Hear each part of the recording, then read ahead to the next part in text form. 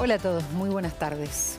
Cuando se conoce un caso de trata de personas, de corrupción de menores, de prostitución infantil, a todos nos corre un frío por la espalda. Nos parece inimaginable que esto pueda pasar. Pero pasa, cuesta descubrirlo y cuesta entender por qué una persona tarda en contarlo. Pero hay que comprender a las víctimas. Estamos hablando de un caso que ayer se dio a conocer. Ahí estamos viendo a la cara más conocida de este caso, que es Marcelo Corazza, un productor de Telefe desde hace más de 20 años. Pensemos que ganó Gran Hermano en 2001 y que de un día para el otro, un chico con cara de bueno, con un montón de amigos, que todo el mundo veía y que todo el mundo quería, pasa a estar implicado en un delito incalificable, en el peor de los delitos, en abuso infantil. Por eso hoy nos vamos a ocupar con los especialistas de entender cuál es el perfil psicológico de las personas que están consumiendo prostitución infantil, traficando prostitución infantil y que tienen relación con este delito que no se perdona, que no tiene perdón, que tiene que tener el mayor de los castigos. Estamos ocupándonos de lo que está pasando con la causa ahora. Tenemos algunos datos que no se tenían hasta el momento, se los vamos a ir contando a lo largo del programa. Esta persona tan conocida, Marcelo Corazza, ustedes saben que está siendo investigado como consumidor y como cliente, y eso no es menor, porque estar con un menor es delito, porque es abuso, es corrupción, y estamos hablando de todo eso, de corrupción de menores, de abuso de menores, de trata de personas, de captación de menores. Hasta ahora hay 4 detenidos, son 4 en total. Hubo detenciones en Tigre a Marcelo Corazza y a los cabecillas de la banda en Oberá y también en General Rodríguez. ¿Podría haber más detenidos? Sí, podría haber más detenidos. Y es una banda, y por eso nos provoca un escozor espeluznante, que operaba desde 1999. El primer caso que lo complica a Marcelo Corazza es el caso de un adulto que era menor en ese momento y tenía aparentemente 11 años y fue abusado, según la denuncia, cuando tenía solo 11 años, por él. Fue captado en la estación de Once. Hoy fue indagado y vamos a comunicarnos con Jean Libares porque él registró el momento de todos los traslados, ¿no? Ayer se lo detuvo, después se lo llevó a la alcaldía, pasó ahí la noche, pero registró cada uno de los momentos de Marcelo Corazza. ¿Estás ahí, Jean?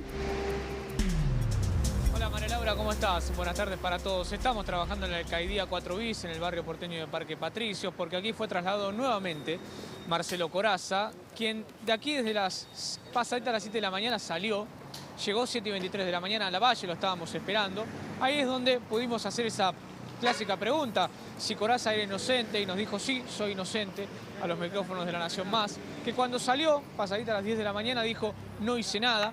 Esas fueron las 2 frases con las cuales nos quedamos, pero particularmente yendo al preámbulo que hacías vos, de toda esta investigación que se inició, reiteramos, hace 6 meses la investigación, pero data de hechos desde el año 99, y particularmente el de Corazza, María Laura, que como vos marcabas, fue en el año 2001, superado el reality que él ganó, la primera edición de Gran Hermano Argentina, y que en consecuencia después tiene este encuentro, que como bien vos marcabas, se inició en la estación de Once, en la clásica Plaza Miserere, para que la gente se grafique. Un menor, según consta en la causa, se sube a su auto, de ahí se van hacia la Costanera Sur y ahí sucede un episodio de abuso. Y ahí comienza todo, una mecánica, todo un decálogo que parte, como vos también decías, allanamientos en Misiones, en General Rodríguez, en el barrio porteño de Caballito, 6 en simultáneo en el día de ayer. Para que lo entiendan gráficamente y rápidamente todos nuestros televidentes, María Laura, el juez Javier Sánchez Sarmiento tiene en su poder una carga probatoria tan importante recopilada durante 6 meses que por eso dispuso los allanamientos y las detenciones. Sí. ¿Para qué se hace la indagatoria?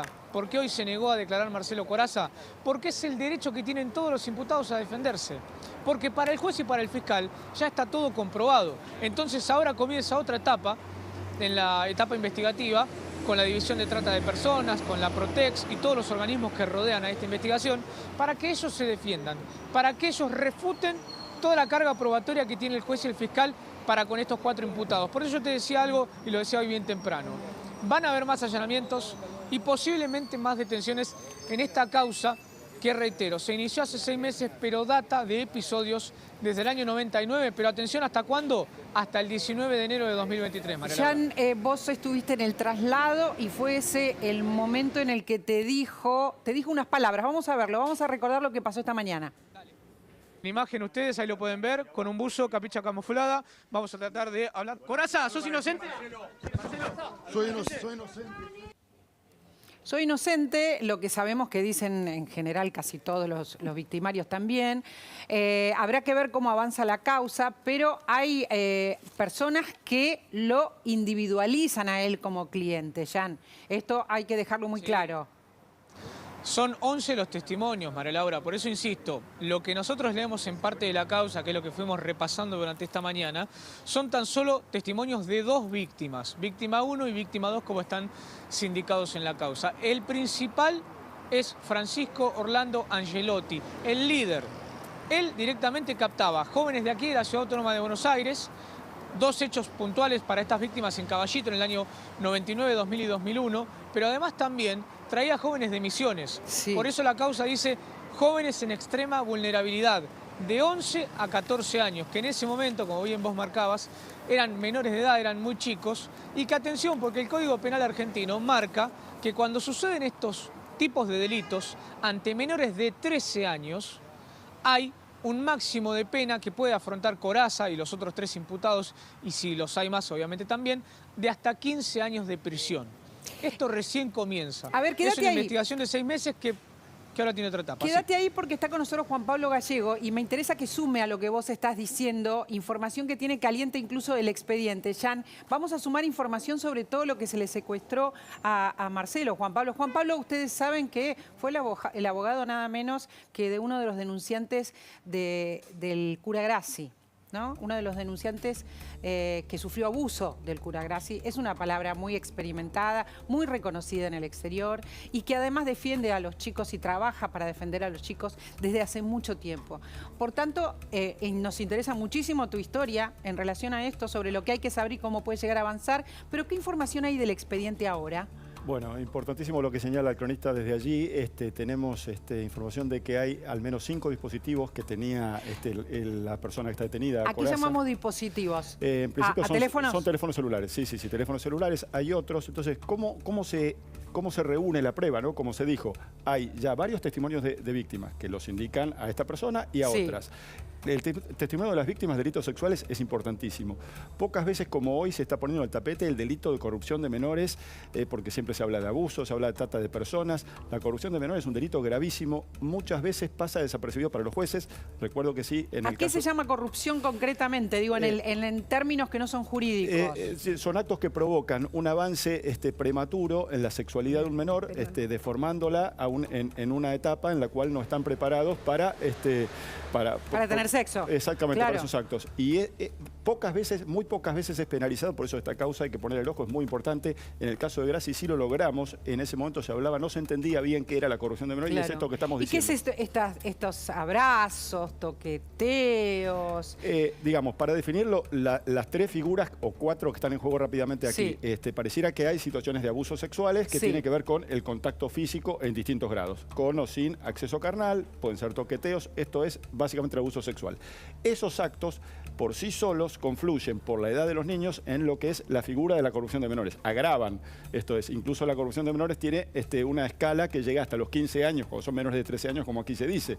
Con lo cual, si tenemos abusos sexuales agravados con corrupción de menores, pero hay un tercer elemento que todavía puede disparar una modificación en la carátula y hasta en el fuero en que lo investiga, porque estaría la cuestión de la trata de personas. Como sabemos, en 2008 la Argentina incorporó la legislación sobre trata de personas, modificó el Código Penal, estableció penas de 15 años para la captación de niños en situación de vulnerabilidad que muchas veces se trasladan.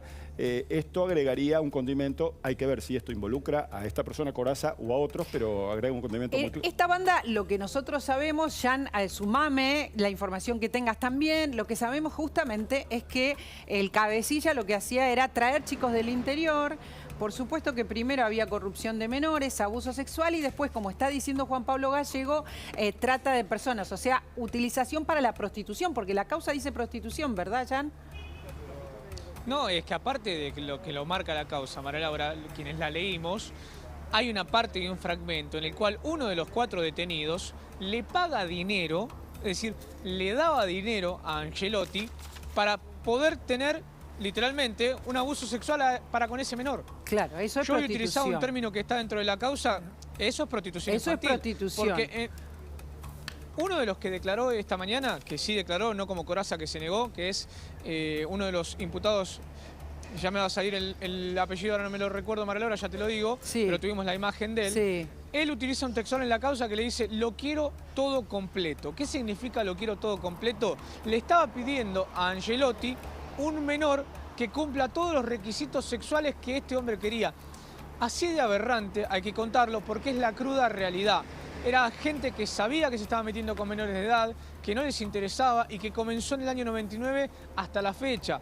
Porque un último mensaje de texto que tiene la causa data de, escuchen bien, 19 de enero de 2023. Ahora nomás. Hablando de corrupción de menores. Ahora, María Laura, hace 6 semanas. Ahora nomás. Hay mucha gente que se pregunta por qué, y vos debés tener idea, Juan Pablo, por qué se tarda tanto en una banda que ahora se está empezando a comprobar que operaba desde 1999, como dijo Jan. Esto tiene que ver, por un lado, también con los tiempos de las víctimas. Tengo entendido que una de las víctimas lo identifica a esta persona al reeditarse, digamos, el programa de este año, y ahí toma valor. Y esto no hay que, lejos de ser despectivos, hay que entender este fenómeno de la develación tardía en este tipo de delitos. Para una víctima es terrible, es un trauma que nunca se supera, y por los detalles que se están dando, acá se agrava la vulnerabilidad con el traslado, porque esto agrava la indefensión. Imagínate, María, que vos ya tenés niños indefensos, los trasladás de un territorio a otro, los pones a disposición de personas que dicen yo quiero esto completo en tales términos, y esta persona está alejada de su centro de vida, de su familia, lo cual agrava aún más su vulnerabilidad y agrava las consecuencias del delito, ¿no? Marcelo Corazza, Jan, sabemos que estás sindicado hasta ahora como cliente y como consumidor, y me decías recién que no quiso declarar, o por lo menos los abogados le aconsejaron eso. Claro, porque no habían leído el expediente tampoco, un estudio de abogado de San Isidro es quien lo defiende, entonces él usó ese derecho, obviamente va a pergeñar una estrategia aquí donde está en carácter de incomunicado. Yo recién te decía que no recordaba el apellido. Andrés Charpenet es quien sí declaró ante el juez Javier Sánchez Sarmiento, y él, este apellido Charpenet, es quien yo les decía que le pagaba dinero al líder para que le facilite menores de edad y así poder llevar adelante esos episodios aberrantes que obviamente no vamos a reproducir para los televidentes, pero que datan de diferentes tipos de abuso sexual en menores. No solo menores, sino también mayores. Por eso insistimos en que hay un universo, y algo que decía el doctor es muy importante. Si se comprueba que Angelotti, de Misiones, que él es oriundo de allí, llevaba menores de edad a Brasil para hacer lo mismo, ahí ya cambia el fuero, como vos decías, como ustedes decían. Puede intervenir la justicia federal porque ya estamos hablando de trata de personas y no de corrupción de menores. Y atención, y con esto cierro, la causa marca que aquí hay una asociación ilícita dedicada para reclutar menores de edad con fines de explotación sexual. Toda esta órbita es la que está investigando el juez del Juzgado Criminal y Correccional número 48, Javier Sánchez Sarmiento. A ver si empezamos a poner orden sobre lo que todos queremos saber. En primer lugar, cuando hay abuso, y se lo quiero preguntar a Juan Pablo y también a Alicia, no es necesario ni siquiera que haya contacto físico, digamos, ¿no? Efectivamente, en muchos casos ni llega a haber ese contacto, pero el abuso se perpetra en esta relación de asimetría que construye el victimario sobre quien no está en condiciones de resistir este avance, ¿no? Vamos a ver una placa que habla de cuál sería esta víctima, esta primera víctima que identifica a Marcelo Corazza, este adulto que ahora habla y que tenía 11 años. Vamos a ver cómo es la data de esta persona, claro, Alicia, fíjate, mirá. Porque se habla cuando se puede hablar, ¿no? Esto es un tema muy difícil de manejar. La agresión sexual es un tema muy complicado para el psiquismo, extremadamente complicado, porque la iniciación sexual es fundacional en la vida humana. Una buena iniciación sexual es fundacional para el futuro de la vida sexual. De manera tal que haber sufrido una agresión de manera tan precoz implica el bloqueo de un individuo de poder referirlo. Primero, porque no lo entiende, porque no entiende bien qué es lo que le pasó. En segundo lugar, porque no tiene la maduración suficiente para poder compartir lo que está viviendo. De manera tal que es una agresión. Es una agresión total que provoca un bloqueo y además provoca una humillación. Esa humillación hace que el individuo trate de ocultarlo. y lo encierra, lo nuclea. Es un daño para toda la vida. Es un daño para toda la vida la agresión sexual precoz. Hay algo que también hay que aclarar. Estamos dando información que nos parece clave. También se dice, no es lo mismo ser cliente y consumidor que estar en una red de trata. A ver, el consumidor está abusando de un menor. El cliente está abusando de un menor. Vamos a explicarlo eso, Juan Pablo y Alicia, porque es muy, muy importante. Es importantísimo porque por momentos se escucha como causa de exculpación, como diciendo simplemente cliente. Estamos hablando de abuso sexual de menores. Estamos hablando de menores que no están en condiciones de prestar consentimiento. Porque es el de modo dominio. tal que ese tipo de delitos, como el abuso y la corrupción, se perpetran por el solo hecho de hacerlo, y que si encima... Es dominio. Claro, por supuesto. Es el dominio del adulto, es el dominio del adulto solicitante sobre un niño víctima de su propia indefensión. Peor aún si además la persona que, como se está diciendo, consume, conoce además que se desarrollan pagos hacia terceras personas, de alguna manera está facilitando el andamiaje de una organización criminal, ¿no? No te imaginas la cantidad de infancia que hay hoy día expuesta a la crueldad de la pobreza. Esto se ve muchísimo, muchísimo. ¿Y eso qué significa? ¿Qué nos estás diciendo con esto? Lo que estoy ¿Que son diciendo, más fáciles, más vulnerables? Pero por supuesto, la vulnerabilidad que genera la pobreza, la necesidad de tener vestimenta, tener alimentos, llevar un plato de comida a su casa. Hay muchas familias que inclusive en hogares muy paupérrimos entregan a sus hijos y a sus niñas a probablemente en pederastas. estos días se conozca que parte de esto puede venir de Oberá Misiones, donde una de las personas implicadas tenía, pero pasa en el conurbano también, contacto permanente con menores en estado de absoluta vulnerabilidad y pobreza, y que pero parte de esto no nos vayamos tan lejos. Por eso, pero reafirmando el concepto del abuso también de la pobreza, ¿no? Y de la promesa de cosas, ¿no? Totalmente. A ver, déjenme con Alicia sola, porque si no veo un montón de movimiento y me mareo un poco. Con Alicia y con Juan Pablo.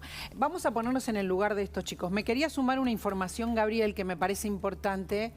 Sí, tiene que ver con la placa que veíamos recién en pantalla. La víctima 1, 11 años 11 años Ellos tenía hablaban de momento. la edad de los jóvenes, de los niños que estamos hablando. La víctima 1, que es un testimonio clave en esta causa, 11 años, fue acusado, lo acusó en realidad a Marcelo Corazza de haber tenido sexo con él, y declaró hace 6 meses y lo reconoció a Corazza. Exactamente. Hace 22 años ya eso de está recontra claro. Un chico de 11 años, ¿en qué estado está? Bueno, yo te voy a explicar desde el punto de vista de la evolución del psicoanálisis cuál es la etapa del desarrollo psicosexual, ¿no?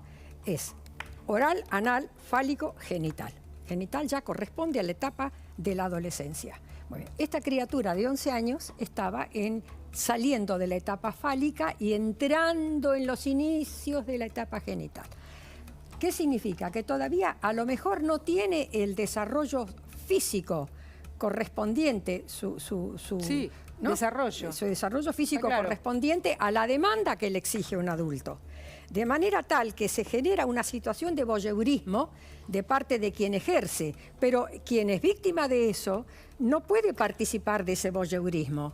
Al contrario, es víctima 100%, está claro, no está participando. No, para nada. Está siendo vulnerado, está siendo corrompido, está siendo violado, digamos porque a lo mejor en el mejor de los casos tampoco conoce el aparato genital de un adulto. Ahí está. Eso es recontra importante saberlo. Vos te encontrás con las víctimas también y las tenés que defender, y los relatos son escalofriantes. Y la necesidad, María, que estas personas tienen de reparar, de cerrar estos ciclos. Por eso aparecen estas denuncias, porque muchas de estas personas, como se suele decir, disocian esto, y a veces ves personas que a los 30 años pareciera que empiezan a desarrollar una vida normal, pero esto no lo pueden quitar hasta que no lo cierran. Y esto muchas veces se cierra en la justicia, o se cierra con una buena terapia, o se cierra con una contención, pero no se puede permanecer oculto porque es en algún momento sale, decís. En algún momento sale. Y es necesario que salga. Es imprescindible poder cerrar y poder salir de este encierro, de este balazo en el aparato psíquico que produce estas situaciones a los 11 años de edad, ¿no? Hay otra cosa que nos perturba un montón, que es qué hay en la cabeza de estos perversos. Yo no sé cuál es la palabra técnica, pero qué hay en la cabeza de los abusadores. Te voy a decir ¿Cómo algo. es el perfil de los abusadores? ¿Cómo alguien, como Marcelo Corazza, como el cura Grassi, como tantos otros, están en la vida nuestra, nos parecen encantadores, ocupan un lugar importante en la sociedad, circulan, tienen contacto con todo, son un amor, y sin embargo hay algo que están ocultando, que es gravísimo, que es un delito, que es imperdonable.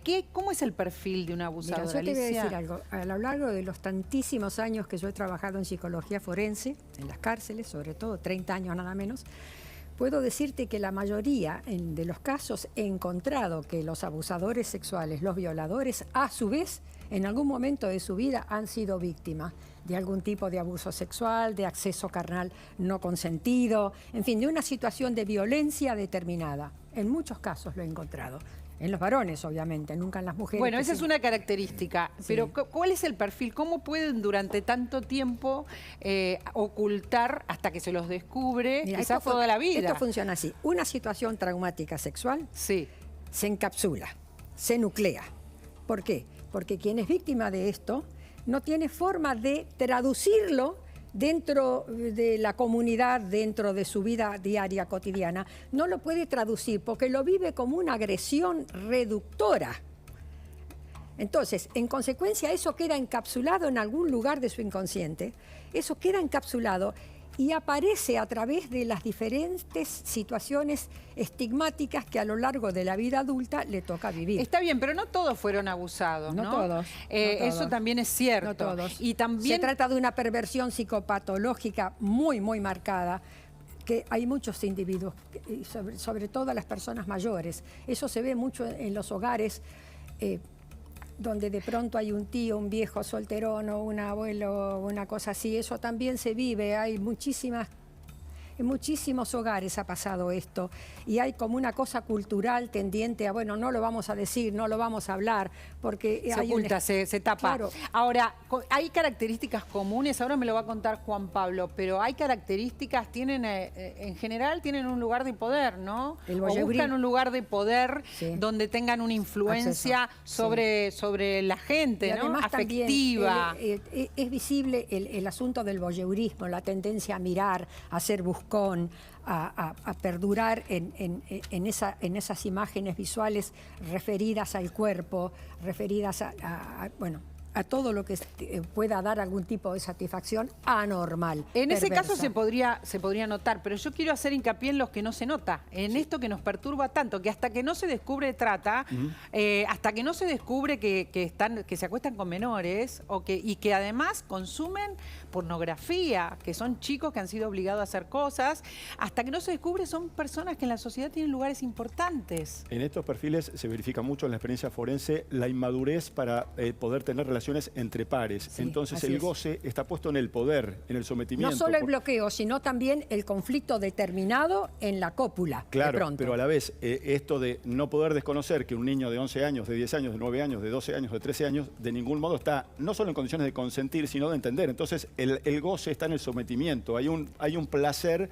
que juega desde el placer. Entonces son personas con Porque una está inmadurez. facilitado el acceso. Esperen más allá del detalle, porque eso nos da un poquito de escalofrío, Alicia. Lo que está diciendo él es, buscan estar en un lugar donde haya chicos también, claro, ¿no? efectivamente. A eso vas. Los encontramos en este tipo de lugares, a cargo de niños. ¿En las redes? Suele pasar. Bueno, hoy las Por redes favor. agregan un problema adicional y veamos que en este caso se multiplica. Digamos, vemos, por ejemplo, una persona ligada a un programa muy exitoso. Muchos chicos y muchos jóvenes que intentan llegar a estos lugares. Esta persona, buscan contacto con gente joven, claro. ¿no? Entonces los riesgos, yo creo que hoy los padres, los riesgos que hay atrás, de las redes, del contacto indiscriminado de niños y además, uno nunca termina de saber quién es el que lo contacta del otro lado. Alguien puede decir yo soy tal y no ser tal, o ser tal y... A ver, nos impresiona mucho cuando están en un lugar de poder. Entiendo que un productor de televisión no está en lugar de poder, pero sí para una persona que no trabaja en la televisión y que quiere trabajar en un programa, ¿no? Se entrega, confía, acompaña, está. Y ni hablar un profesor, un maestro, con todos los casos que hemos visto de abuso en jardín de infantes, en colegios primarios o en el caso de un cura. Una autoridad, alguien que está investido de una autoridad, Juan Pablo. Sí.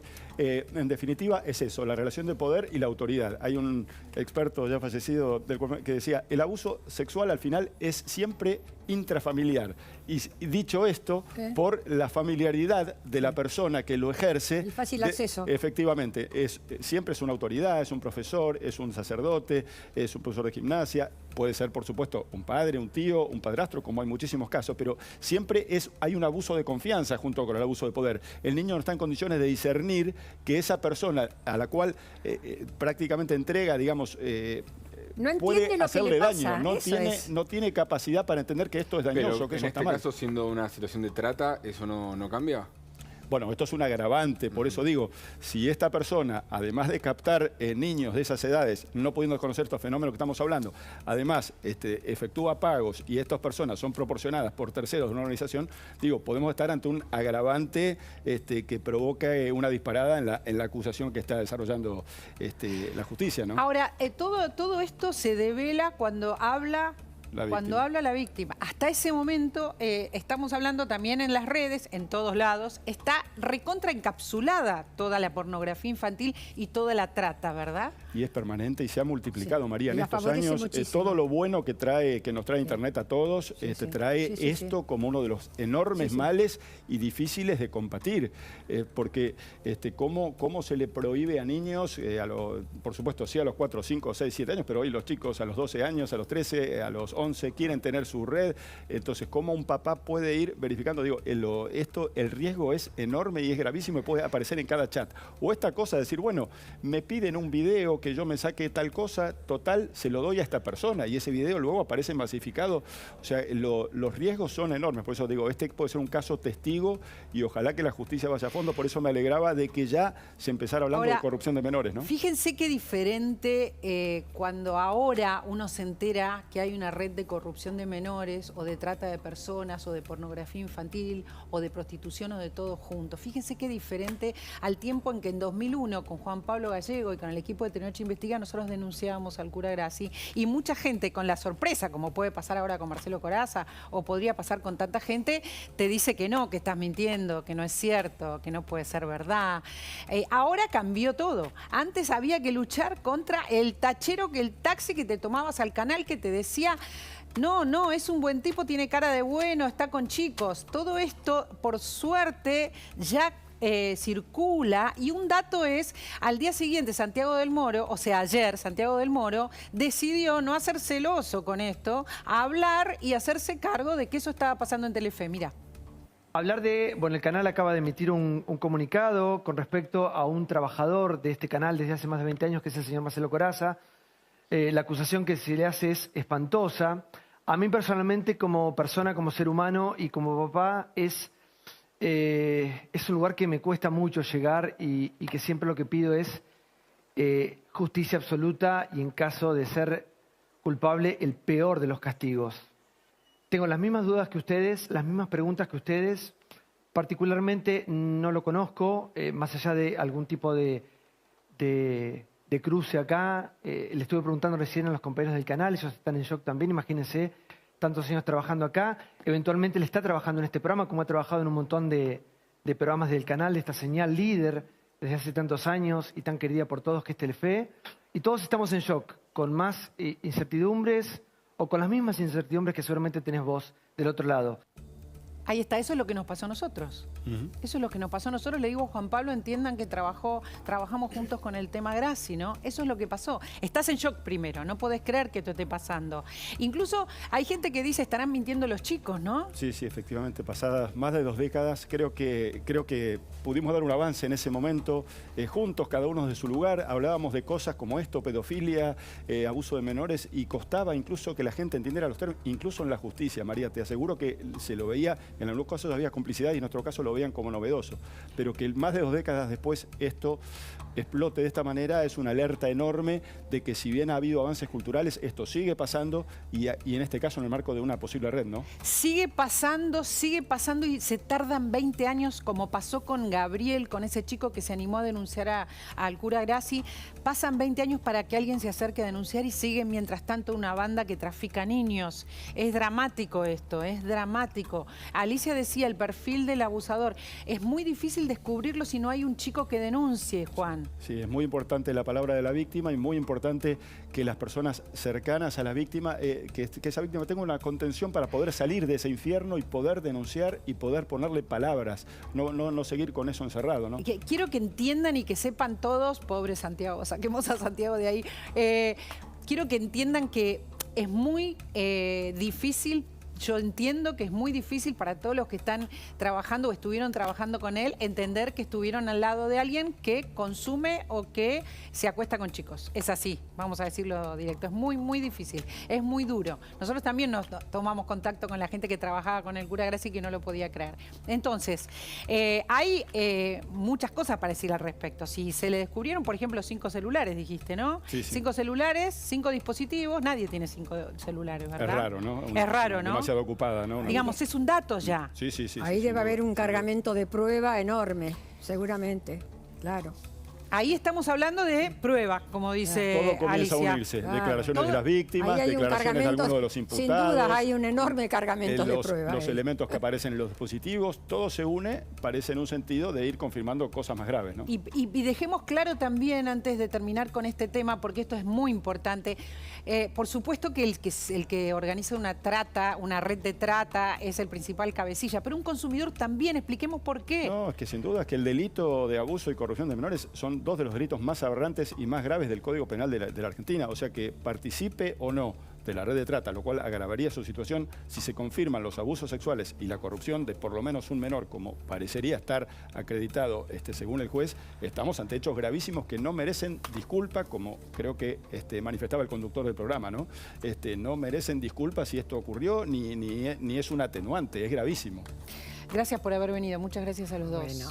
Muchas gracias. ¿Me permitís decir algo más? Sí, cómo no. Es decir, quien es absolutamente inocente de un cargo, declara. Ya el hecho de que en este momento se niegue a declarar está indicando de que este individuo tiene alguna cuestión vinculada al hecho que se le imputa y que está buscando, de alguna manera, acomodarlo. Bueno, es un esto hecho. recién empieza, como bien dijeron. Son las primeras detenciones y seguramente todo este material que está en los dispositivos también va a dar paso a más detenciones. Lo vamos a seguir muy de cerca. Sepan que la calle es un